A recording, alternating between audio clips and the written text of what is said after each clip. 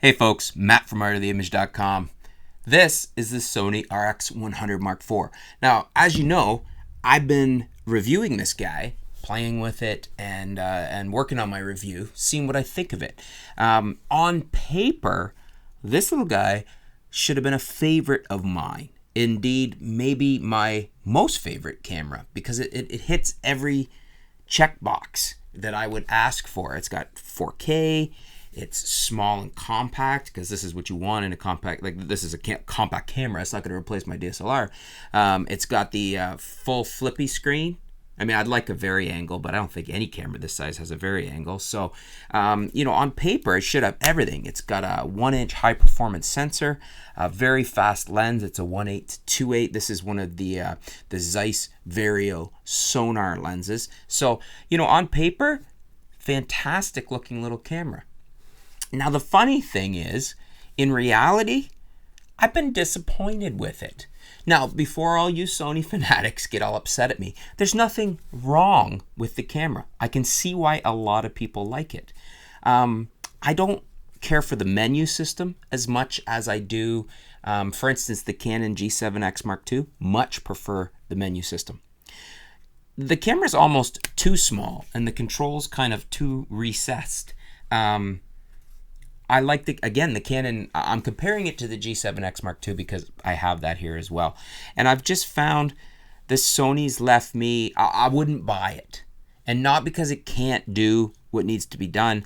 I just don't enjoy shooting with it. And I guess that's more of a real hands-on, real-world approach as opposed to, digging into the technical and comparisons and things. This guy can do everything well, maybe with the exception of the image stabilization in video. I found that to be quite lacking. But the photography, the photo quality is very decent. The lens is sharp. It's got good light gathering ability. It's got a good range. The size is great. Battery life isn't bad. I just don't find it that enjoyable to shoot with. Now, granted, doing a lot of vlogging with it, I found it very lackluster on the image stabilization. It's nowhere near as good IS as the Canon G7X Mark II, or I imagine the G7X. I got to get that in too. I want to see what the difference is between the two. The other thing I noticed is the autofocus in video anyways. It doesn't seem anywhere near as fast or smooth or as fluid, especially for vlogging, as the G7X Mark II. So for me, the Sony RX100 Mark IV is a bit of a disappointment. I certainly wouldn't buy one. There would have to be a very specific need why I would want this. The one thing I do like it is that it has 4K. And I'm missing that on the G7X Mark II. But as far as this camera goes, I can't technically point to anything that I don't like, other than I find the IS, the image stabilization, to be lacking. I don't find it to be anywhere near as good in video as, for instance, the G7X Mark II and other cameras I work with for video. And the autofocus seems not the best for video either. Certainly not fluid movement in between, and it did seem to hunt a lot. But the image quality is great. The specs are all good. It's a good size. It's just not for me, and for those reasons.